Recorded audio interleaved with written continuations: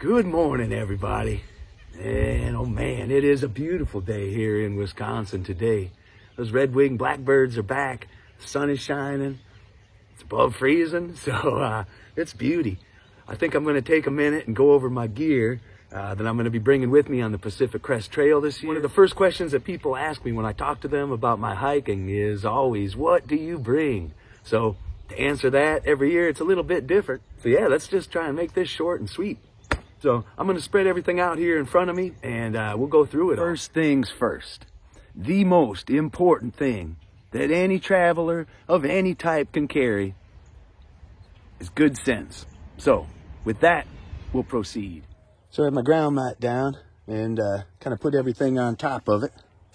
You can see, got a couple of things over there that we'll get to. So I'm going to start with the big three. They are your backpack, your tent, and your sleep system. So my backpack, Hyperlite Mountain Gear. Man, I love this pack. This is the Windrunner, I think it is, or Windrider 3400. It's kind of the middle size pack. It's 50 liters or so, Dyneema fabric, really nice. I've had this thing since I started hiking, and I got about 4,000 miles with it.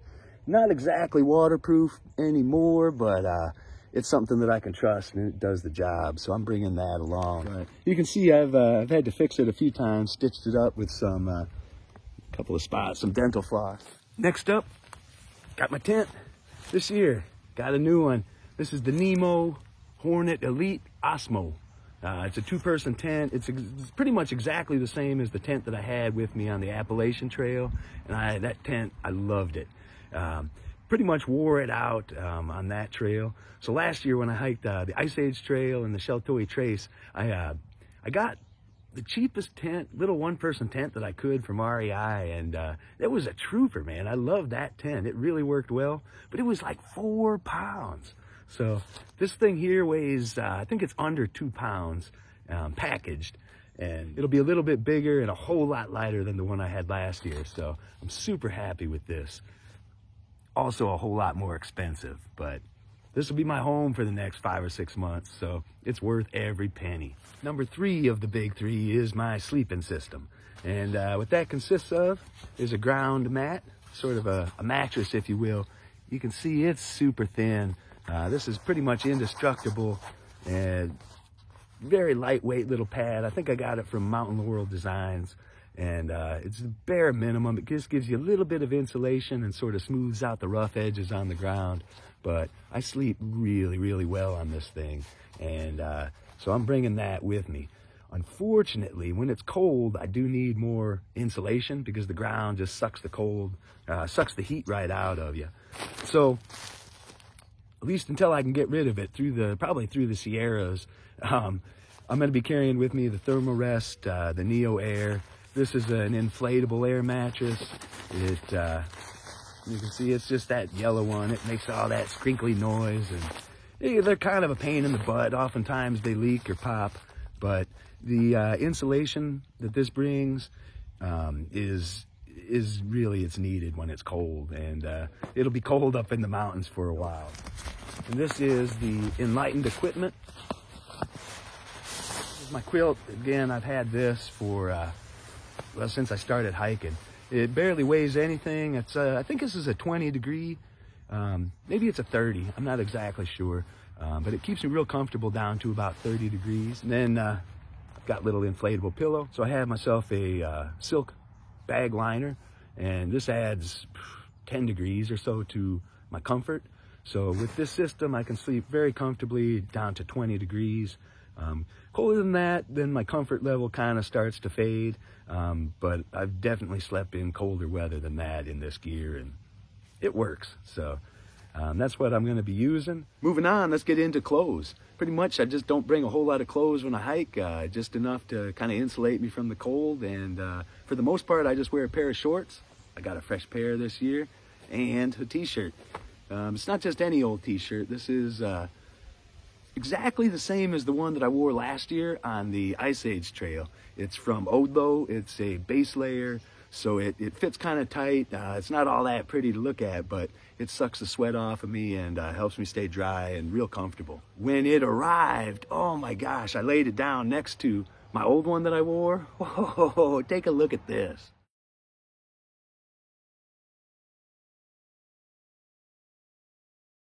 That is what the Ice Age Trail does to a t-shirt. I do have a sort of a fleecy sweater that I wore. I picked this up in, I think it was in Gorham on the Appalachian Trail. It's great, keeps me warm. It's comfortable to hike in and it dries really fast. Other clothes I keep in a dry bag as well. Let me show you what I got. For this year I got something a little bit new. At least new for me, like a sun shirt. So it's real lightweight, it'll dry real fast, but it has a hood, long sleeves and everything to help keep that sun off of me. With hundreds and hundreds of miles through the desert, I'm gonna need some extra protection from that sun. And so I got this along. It's from REI, forget the name of it, but some of my favorite things in the whole world are these darn tough socks. So when I'm hiking, hiked AT, I only carry 2 pair with me. And then an additional pair that I would sleep in. On the Ice Age Trail, I carried an extra one because things were so wet. So often your feet were wet, and it just helped to have an extra pair to switch out. And so I got 3 pairs that I'm going to be bringing. The Darn Toughs are the best socks in the world, period. When you wear them out, which most people don't usually wear them out, but hikers you will. Every 1,000 or more miles, you end up getting holes in them and stuff. And when you wear them out, you can send them back in. They're guaranteed for life. And Darn Tough will take a look at them. They'll send you a voucher, and you just order new socks. So I got some brand new socks. I haven't spent a dime on socks in a couple of years now. I just wear Darn Tough. I love them. My feet love them. They work. And they keep sending me new ones whenever I wear them out. So get yourself some Darn Tough socks. What I'm particularly excited about, too, is look at this. See that logo on there? Yeah, that's right. These are the PCT edition socks. So I had to get me a pair of those. What else we got in here? The Long Johns. Oh, and some boxers. Ex officio. That's all I need to say. Best boxers you can wear on the trail. No chafing, period. Then I got my Long Johns. These are smart wool. I think they're kind of a medium weight. Don't really remember, but a top and a bottom. They're really, really warm. They work real well for me. When it's cold, I can sleep in them. Hiking, if it's real cold, I found that my rain suit and these is all I need. And kind of keeps you from sweating too much, but keeps you pretty warm when it's miserable weather. So important to bring them. I'm going to be bringing them from the start because there's a lot of snow in some of those mountains early on. The problem with the PCT is you kind of go up into these high mountains where there's feet of snow and then down into the deserts. So you kind of have to be prepared for everything. I'm bringing them from the start. I have same old rain jacket that I have had since the AT. This one is a, what's the brand? Cool. It's a Cool Project, I think is the name of it. Raincoat. Has a really nice hood that I like. That's one of the reasons why I got it.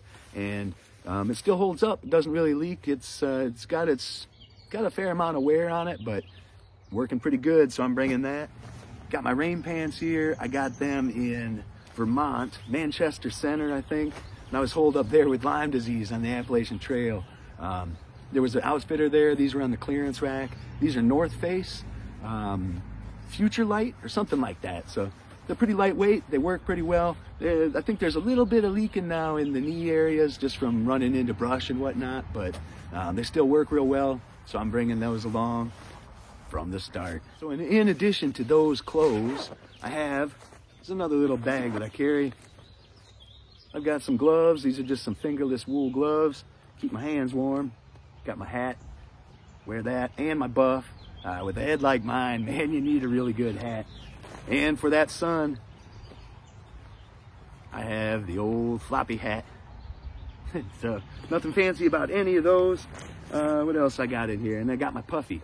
This is Patagonia puffy jacket.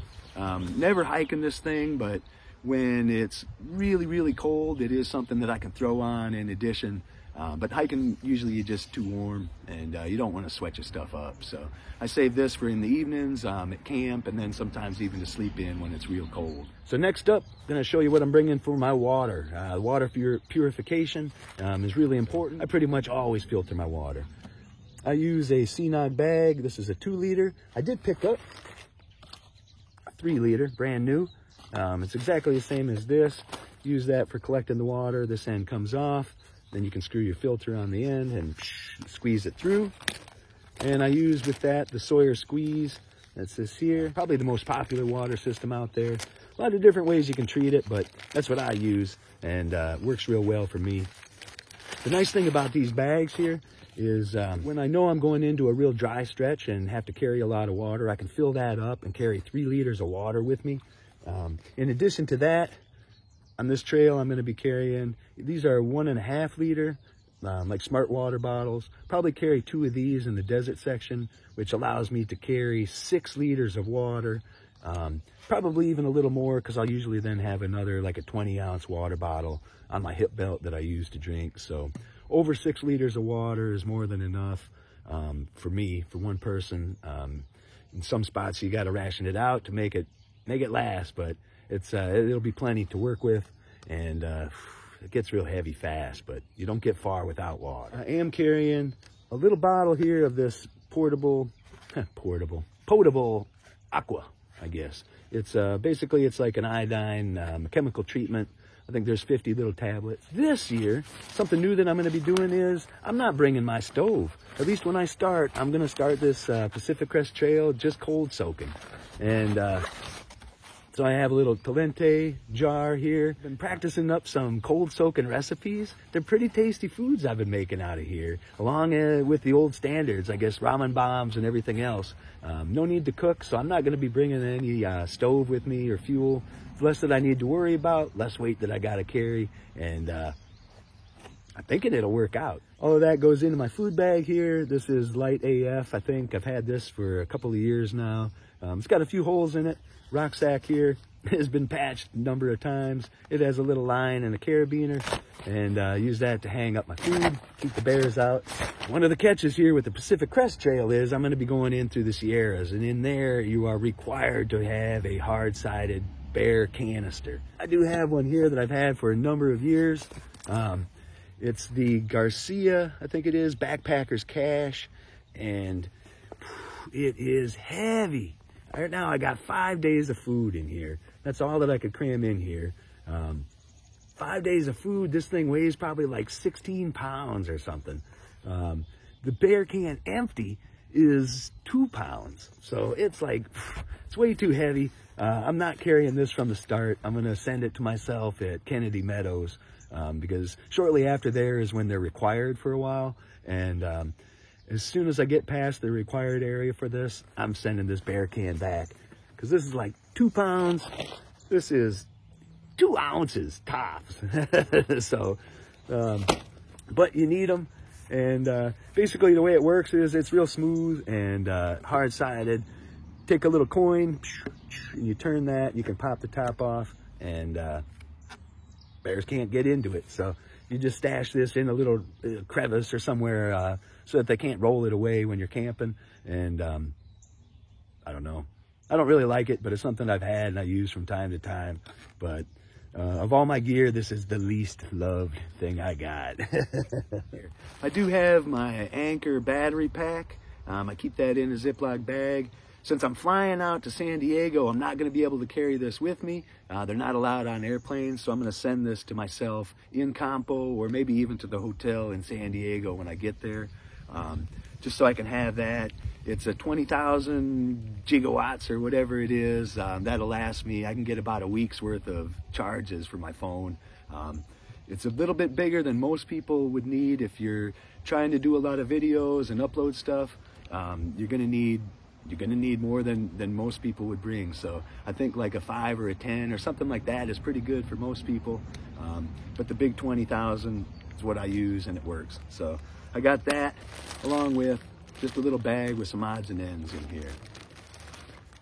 Head net, priceless carrying this from the start. When you need it, there's no substitute. You need a head net. The black flies, the mosquitoes, those things can drive you crazy. Trowel, old gold, Goldilocks. This is the Tent Lab, the Deuce, number 2.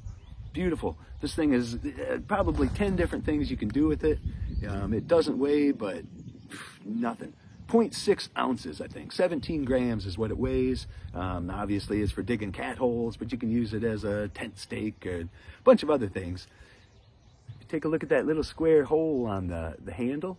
I discovered down in Kentucky that you can use that to turn a water faucet. When sometimes places or businesses will have a water faucet outside, but they take the handle off because they don't want you to use it. In a pinch, this thing here will help you get into that water, and you can take a liter, close it back up, and be on your way. Bug spray. Nothing more need be said about that. Little bottle of soap here. This is the Dr. Bronner's. Got my toothbrush, toothpaste, floss. Important. Floss is useful for stitching up gear, for clothes, for flossing your teeth, and everything else. As you can see, I always cut my toothbrush handle off a little bit, not because of the weight, but it fits real nice into the Ziploc bag. Otherwise, it's all diagonal and kind of, I don't know, it doesn't fit as good. So that's why I do that. Charger and cables. This stuff here, I don't know, I really don't need to say too much about it. The charger is one of those fast charging ones, so if there's enough amps going into it, it puts out a lot of power. You can charge up your phone in about an hour. Find that pretty handy. What we got here? Oh, I've got a couple extra caps. These are the caps for smart water bottles. These sport cap ones here, you use to back flush your Sawyer. Keeps the life of it a lot longer. Little repair kit here. There's some extra line, some patches, just some odds and ends in there. I don't really bring a roll of tape with me, but like some Gorilla Tape, if you put it on the back of a packing label like this, that's smooth, it peels off really, really easy. And I've never really needed more than just a couple of pieces, so I just carry a couple of pieces with me like that. Doesn't weigh anything, and that's real handy. Used that to fix up my tent pole when I snapped it down in Kentucky last year. Couple of ibuprofen, just put them in a bag. Little tent pole fixing piece. Got a lighter and a little journal and a pencil. And last but not least, just the tiniest little knife. This little Swiss Army pocket knife. It has a scissors, it has a blade, and it has a little file. And use this for opening up packages, cutting your nails. Has a toothpick and a tweezers. I keep this little string on it because it's a lot easier to find if you drop it. Ice axe. Really important piece of gear if you're hiking in the mountains and there's snow and stuff. This is your lifeline. This is what will save your life when you're in the mountains. So I've practiced with it. I'm pretty confident on how I'm going to use this if I need it. And man, I was hoping to send this to myself up in Kennedy Meadows at like mile 700, but I think there's so much snow out there this year. I think I don't know. I might send it to myself in like Warner Springs. I think by the time I get to San Jacinto, I'm going to need it. They don't weigh very much. This is a Petzl, I think. There's Black Diamond, I think, makes a pretty popular one as well, but they're pretty lightweight. This is just like a glacier ice axe. A very, very useful tool, I think, especially this year with all the snow that's out there. Got my spikes, my micro spikes. These are the Catula Exo Spikes. I'll show you those real quick. So what these are is they kind of slip over your shoes, over your trail runners, and they give you extra traction in the snow.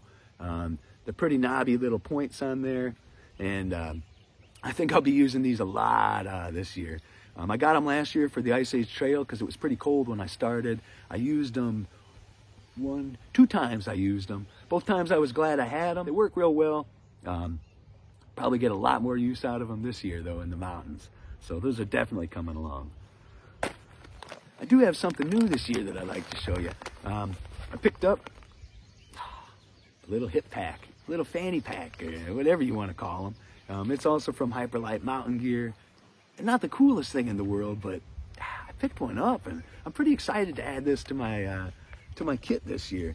So everything will kind of work its way in to its special place as I'm hiking. I don't know exactly what all will be in here, but it is waterproof.